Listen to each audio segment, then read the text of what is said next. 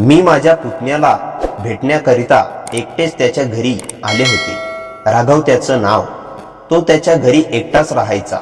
राघव होता त्यामुळे त्याचं लग्न होत नव्हतं। त्याच्या आईने कधीच दुसरा संसार सुरू केला होता आणि त्याच्या बाबांना वर्षापूर्वीच देव आज्ञा झाली होती। त्या अगोदर तुम्ही चॅनलवर नवीन असाल तर आपल्या मराठी कथा या चॅनलला सबस्क्राईब करा आणि हाईप करायला विसरू नका। चला तर कथा पूर्ण करूया। आता तो एकटाच राहायचा। त्याची काळजी घेण्याकरिता तिथे एक महिला कामाला होती। ती वयस्कर होती। ती पुरती थकलेली दिसायची व तिच्या चेहऱ्यावर सुरकुत्या पडल्या होत्या।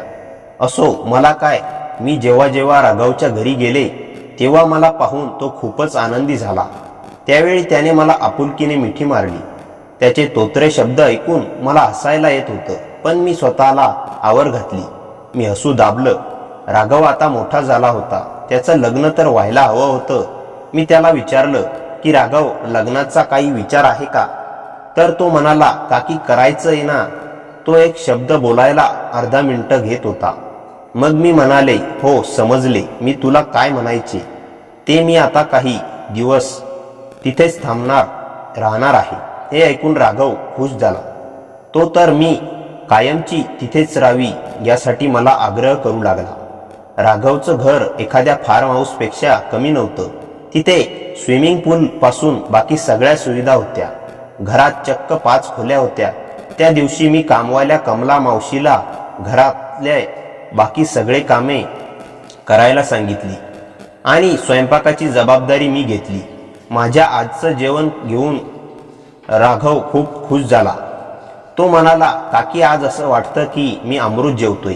राघव जेव्हा बोलत होता तेव्हा मला कमला मावशी तिथे जवळच काम करत होत्या। त्यांनी त्याचं बोलणं ऐकलं आणि त्याचा तर चेहराच उतरला, पण त्या काही बोलल्या नाही।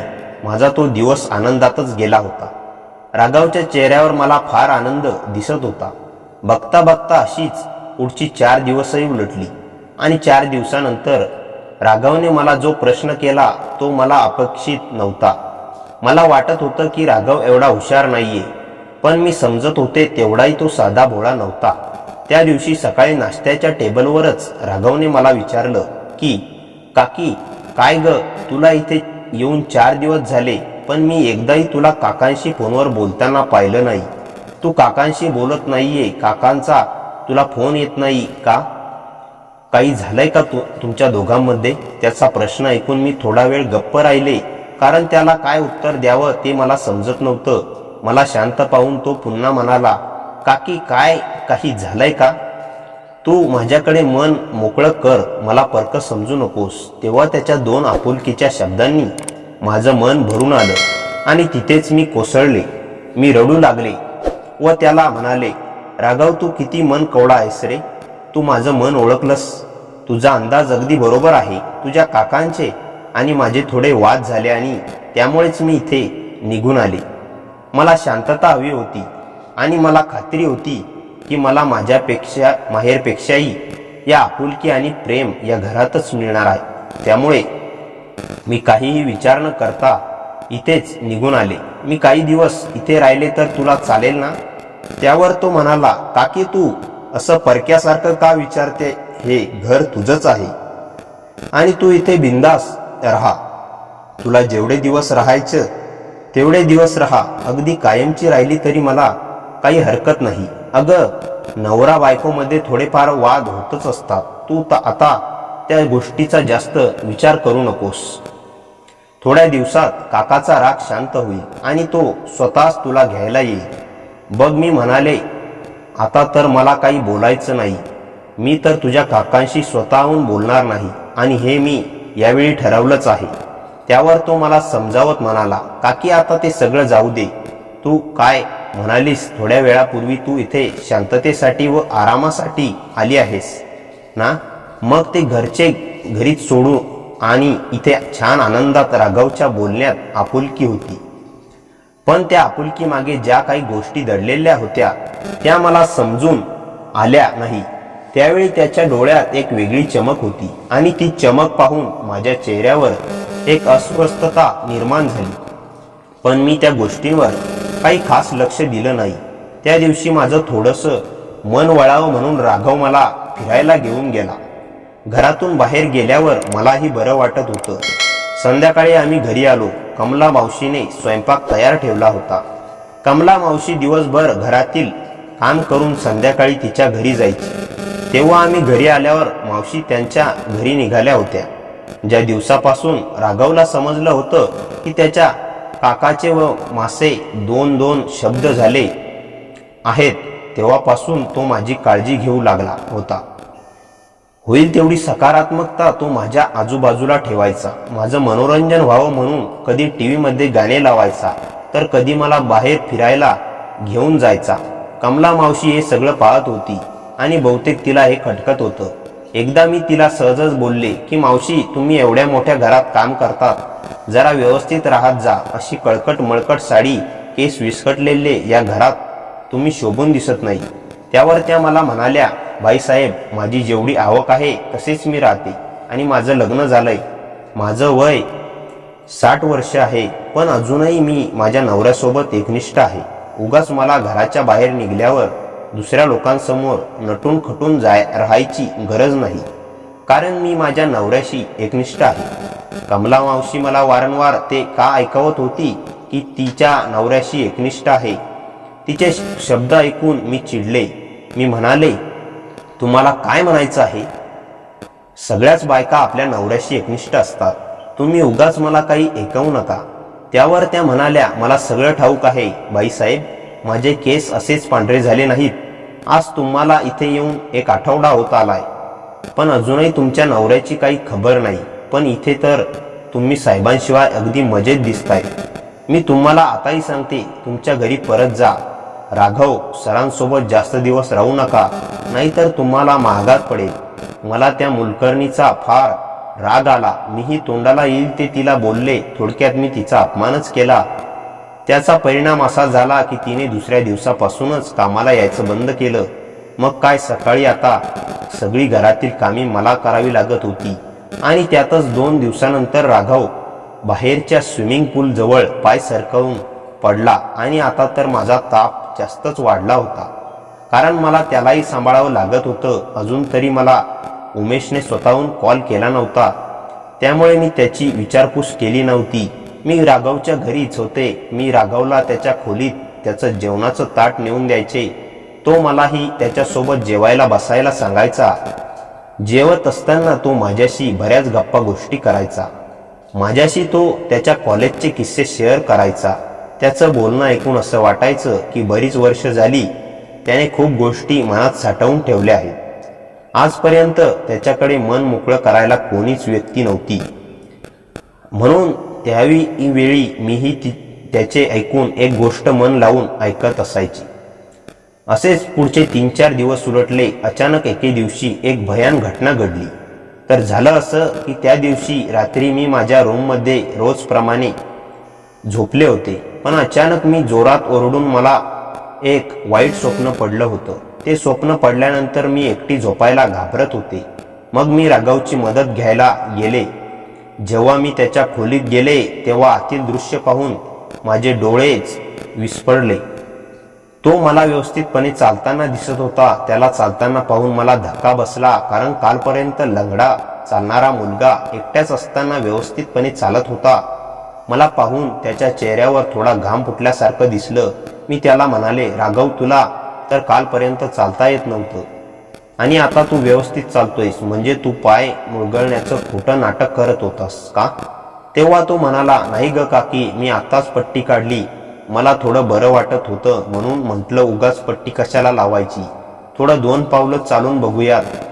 मी त्याच्या बोलण्यावर विश्वास ठेवला. मी त्याला म्हणाले, ते सगळं ठीक आहे, आता रात्रीचे 2 वाजलेत आणि तू अजूनही जागा? तर तो म्हणाला, हो, बऱ्याचदा मी उशिरा झोपतो. आताही मी वेब सिरीज बघत होतो, त्यामुळे जागा होतो. तू सांग, तू एवढ्या रात्री इथे कशी?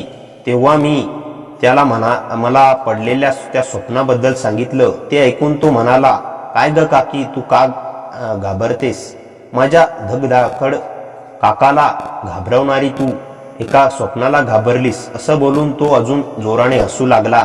मला त्याच्या बोलण्याचा राग आला. मी तिथून बाहेर पडू लागले आणि तोच त्याने मला थांबवलं. म्हणाला, काकी, अगं मी तुझी मस्करी नाही करू शकत का बरं? सॉरी, तुला माझी मदत हवी आहे ना? घाबरू नकोस, मी तुझ्या सोबतच आहे. त्या रात्री राघवच्या मदतीमुळे मी शांत झोप घेतली. दुसऱ्या दिवशी सकाळी त्याने मला सांगितलं की आज घरी काही पाहुणे मंडळी येणार आहेत. मी त्याला कोण येणार ते विचारलं तर तो म्हणाला, अगं काकी, लग्नाचं स्थळ आहे. विवाहबंध ग्रुपमध्ये माझ्या मित्राने मला काही महिन्यापूर्वीच ॲड केलं होतं आणि आता तब्बल 6 महिन्यानंतर त्या ग्रुपमार्फत मला स्थळासाठी फोन आलाय. मग मीही लगेच होकार भरला. आता बघ ना, तूही इथे आहेस. तू आहेस म्हटल्यावर मला काही चिंता करायची गरज नाही. तू सगळं सांभाळून घेशील.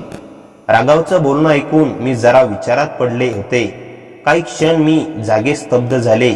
तेव्हा अचानक त्याने माझ्या डोळ्यासमोर टाळी वाजवली. तेव्हा मी भानावर आले आणि तो म्हणाला, काकी, काय झालं? कुठल्या विचारात गर्क झालीस? मी त्याला काही नाही म्हणाले आणि पाहुणे मंडळीच्या स्वागताच्या तयारीला लागले. पुढच्या 2 तासात पाहुणे मंडळी राघवच्या घरात होते. मुलगी दिसायला तशी ठीक होती, पण मला ती आवडली नाही.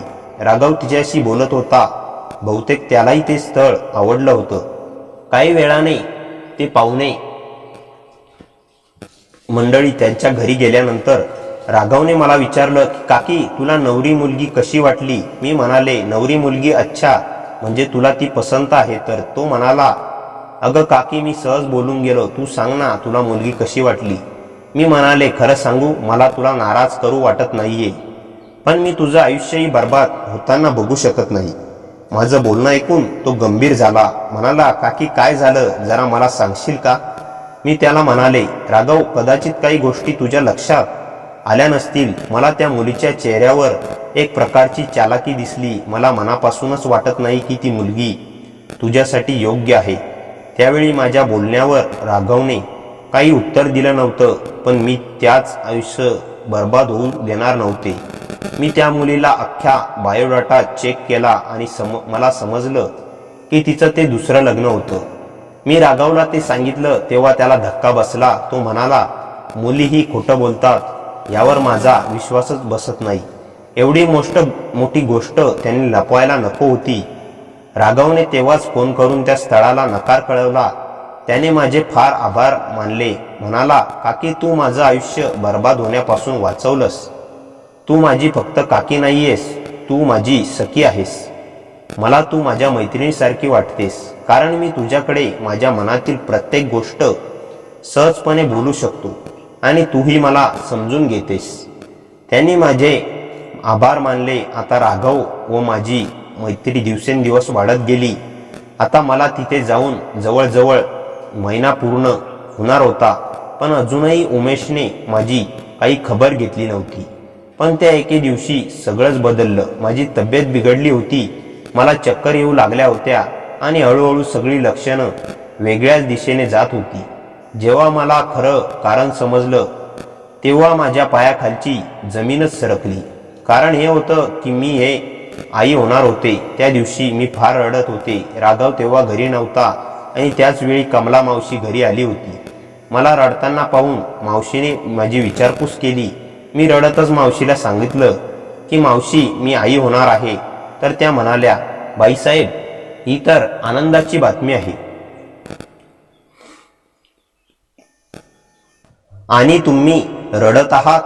तेव्हा मी मावशीला जे काही सांगितलं ते ऐकून त्याही शॉक झाल्या. म्हणाल्या, मला तर विश्वास बसत नाही. हो मावशी, हे खरं आहे. मी वारंवार तेच बोलत होते. दिवसभर मी एकटीच विचारात बसले होते. संध्याकाळपर्यंत उमेशही तिथे पोहोचला. मी तर त्याला फोन लावला नव्हता. मग तो तिथे कसा आला? उमेश तिथे येताच कमला मावशी तिथे हजर झाली. उमेश कमला मावशीला म्हणाला, मावशी, धन्यवाद तुम्ही मला इथे बोलवल्याबद्दल. तुम्ही जर मला कळवलं नसतं तर माझ्या बायकोची गोड बातमी मला कळलीच नसती. उमेशला खूप मोठा गैरसमज झाला होता. मी काही बोलण्याआधी त्याने राघवला तिथे बोलावलं. राघव खाली मान घालून त्याच्या खोलीतून बाहेर आला. त्याची मान शरमेने खाली होती. उमेश त्याच्या जवळ गेला. त्याने राघवच्या खांद्यावर हात ठेवला. तो म्हणाला, राघव, तुला अजिबात लाजायची गरज नाही. तू काही चुकीचं केलं नाहीयेस. कोणाच्याही बोलण्यावर विश्वास ठेवू नकोस. तेव्हा मी उमेशवर चिडले. म्हणाले, उमेश, तू हे काय बोलतोयस? या मावशीने तुला काय सांगितलंय? मी पुढे अजून काही बोलणार तोवर उमेशने मला शांत केलं. तो म्हणाला, गायत्री, आता शांत रहा. आता मी बोलणार आणि तू ऐकणार. तू एवढ्या खालच्या पातळीवर जाशील असं मला वाटलं नव्हतं. तुला काय वाटलं राघव एकटा आहे, तो घाबरेल आणि तू मनाला येईल ते वागशील? ते बरं झालं मला कमला मावशीने वेळेवर फोन केला आणि इथे बोलावून घेतलं. मला वाटलं होतं की तू काही दिवस राहून घरी परतशील, पण तू एवढा मोठा कट रचशील याची मी कल्पनाही केली नव्हती. तेव्हा उमेश राघवला म्हणाला, राघव, तू निर्दोष आहेस. तुझ्यावरचे आरोप खोटे आहेत. उमेशने राघवच्या हातातील कागदपत्र फाडून फेकली.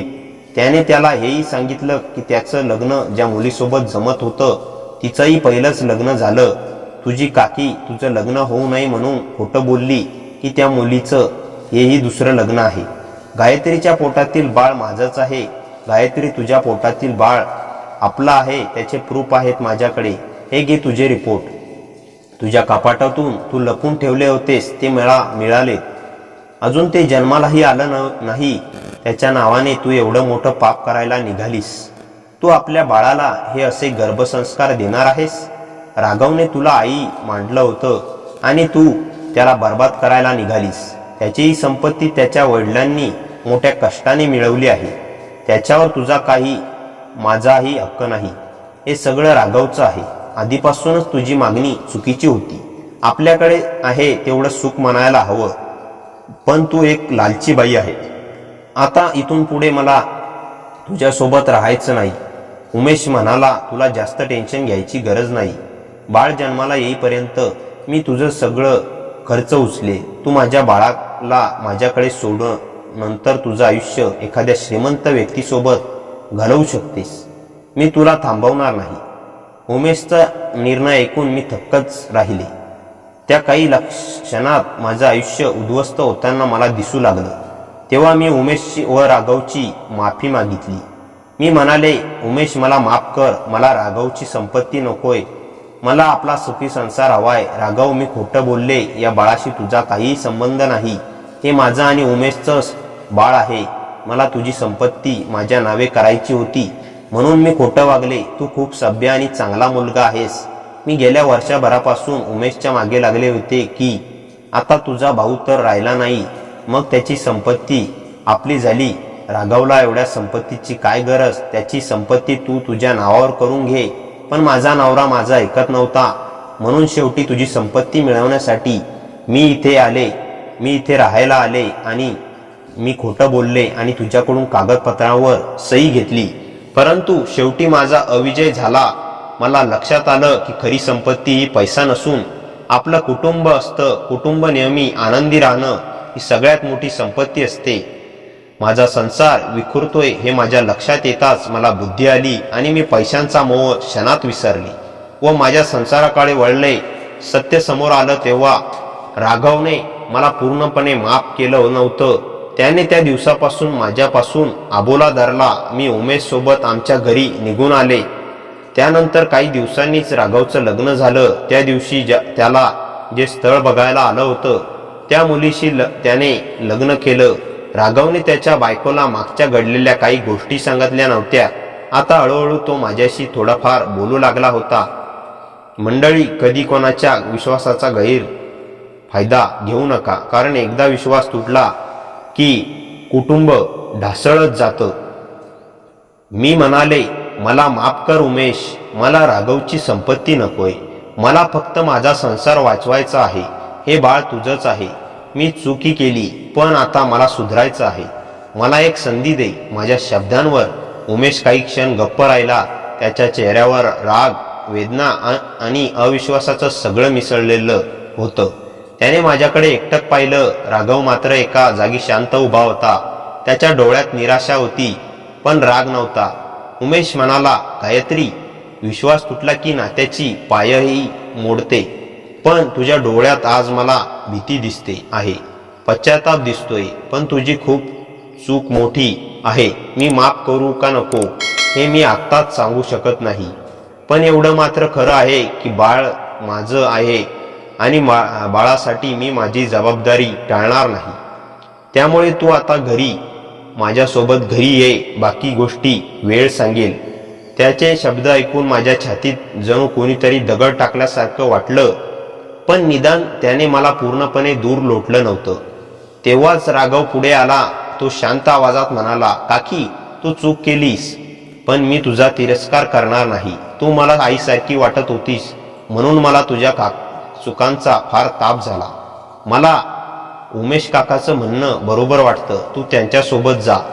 तुला जिथे शांतता आणि सुरक्षितता मिळेल तिथे राहणं चांगलं. राघवच्या परिपक्व शब्दांनी मला आणखी लाज वाटली. कमला मावशी बाजूला उभ्या होत्या. त्यांनी शांतपणे डोळे पुसले. त्या म्हणाल्या, बाईसाहेब, चुका सगळ्याकडून होतात, पण त्यातून बाहेर पडायची हिंमत सगळ्यांकडे नसते. आता तुमच्यासमोर 2 रस्ते आहेत. एक पश्चातापात आयुष्य घालवायचं, दुसरा सत्य स्वीकारून पुन्हा उभं राहायचं. उमेशने माझी बॅग घेतली आणि दरवाजाकडे वळला. मी वळून राघवकडे पाहिलं. तो म्हाताऱ्यासारखा थकलेला दिसत होता. मी हलक्या आवाजात म्हणाले, राघव, मला माफ कर रे. तो मला म्हणाला, जीवनात एक गोष्ट लक्षात ठेव काकी, सत्य कधीही लपून राहत नाही आणि खोटं कधीही टिकत नाही. तू आता घरी जा, बाळाची काळजी घे. पुढचं आयुष्य तू योग्य प्रकारे जग. बस. त्याचे शब्द जणू माझ्या हृदयावर कोरले गेले. आम्ही घराबाहेर पडलो. गाडी चालवत असताना उमेश संपूर्ण वेळ शांत होता. मीही काही बोलले नाही. मनात फक्त एकच विचार सुरू होता, मी माझं आयुष्य पुन्हा उभं करू शकेन का? उमेश मला घरी घेऊन आला. घरात पाऊल टाकताना माझे पाय थरथरत होते. मी हळूच म्हणाले, उमेश, मी प्रयत्न करेन सगळं सुधरवायचा, पण तो माझी वाक्य पूर्ण होऊ देणार नाही. असा हात उंचावून थांबवून म्हणाला, गायत्री, सध्या बोलणं नको. तुला विश्रांती हवी आहे, डॉक्टरांना दाखवायचं आहे आणि तू शांत राहणं सर्वात आवश्यक आहे. त्याच्या आवाजात राग नव्हता, पण प्रेमही नव्हतं. फक्त कर्तव्यातून येणारी जबाबदारी होती. त्या रात्री मी माझ्या खोलीत एकटीच पडून राहिले. बाहेरच्या शांततेत फक्त एकाच आवाजाची जाणीव होत होती, माझ्या चुकीची. आणि त्याच चुकीने आता मला आयुष्यभर बदलवणार होतं. त्या रात्री मी खूप वेळ जागीच पडून राहिले. भिंतीवर पडणाऱ्या सावल्याही मला जणू माझी चूक दाखवत होत्या. माझ्या मनात सतत एक विचार फिरत होता, मी उमेशला परत विश्वास देऊ शकेन का? सकाळचा प्रकाश खिडकीतून आत आला तेव्हा मी थोडी भांबावून उठले. बाहेर स्वयंपाकघरात भांडी हलण्याचा आवाज येत होता. तो उमेशचा होता, पण त्याच्या हालचालीमध्ये नेहमीचा हलका फुलका उत्साह नव्हता. शांत, जड आणि अंतर ठेवणारा. मी हळूच बाहेर आले. तो माझ्याकडे पाहिला नाही. मीही शब्द सापडत नव्हते. काही क्षण विचित्र शांतता पसरली होती. मग तो म्हणाला, डॉक्टरांकडे जायची वेळ झाली आहे, तयार हो. त्याच्या आवाजात राग नव्हता, पण थंडपणा होता. आणि मला कळून चुकलं की विश्वास परत मिळवण्यासाठी मला आयुष्यभर मेहनत करावी लागणार आहे. रुग्णालयात सगळ्या तपासण्या झाल्या. बाळ पूर्णपणे ठीक होतं हे ऐकून माझ्या डोळ्यात पाणी आलं. उमेशने हलकीशी मान डोलावली. घरी परतताना त्याने अचानक गाडी थांबवली. मी त्याच्याकडे घाबरत पाहिलं. तो शांत खोल आवाजात म्हणाला, गायत्री, मी तुला सोडून जाणार नाही, पण मी हेही सांगू शकत नाही की सगळं उद्याच पूर्वीसारखं होईल. विश्वास तुटला की त्याचे तुकडे गोळा करायला वेळ लागतो. बाळासाठी, भविष्यासाठी आणि कदाचित आपल्या नात्यासाठीही. मी प्रयत्न करेन, पण तूही तोच प्रयत्न कर. खोटं बोलून नाती टिकत नाही. त्याचे शब्द माझ्या मनात कायमचे कोरले गेले. मी डोळ्यातून उघळणारे अश्रू पुसत म्हणाले, मी प्रायश्चित करेन उमेश, रोज प्रत्येक क्षण. फक्त तू माझ्या सोबत राहा.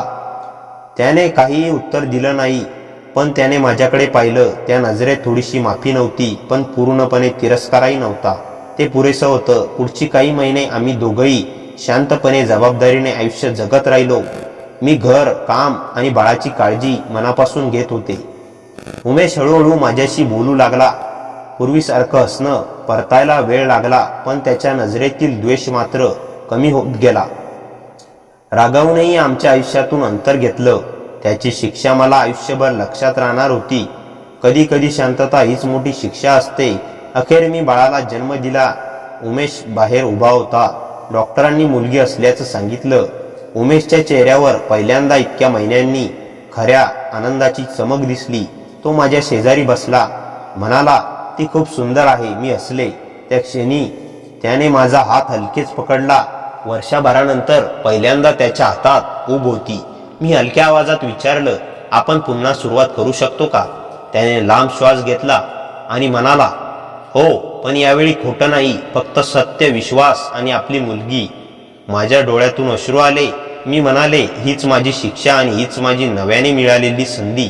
त्या दिवसापासून आमच्या घरात हळूहळू जुन्या जखमा भरू लागल्या. विश्वास परत येण्यासाठी वेळ लागला, पण आम्ही दोघंही थांबलो नाहीत. शेवटी सांगायचं एकच, नाती तुटत नाहीत, लोक तुटतात. पण जर दोन माणसं खरंच एकमेकांसाठी उभी राहिली तर तुकडे जुळू शकतात. आणि मी ठरवलं होतं, मी ही नातं आयुष्यभर टिकवणार. तर मित्रांनो, कथा कशी वाटली कॉमेंटमध्ये नक्की सांगा आणि आपल्या मराठी कथा या चॅनलला नक्की सबस्क्राईब करा आणि लाईक करायला विसरू नका. धन्यवाद.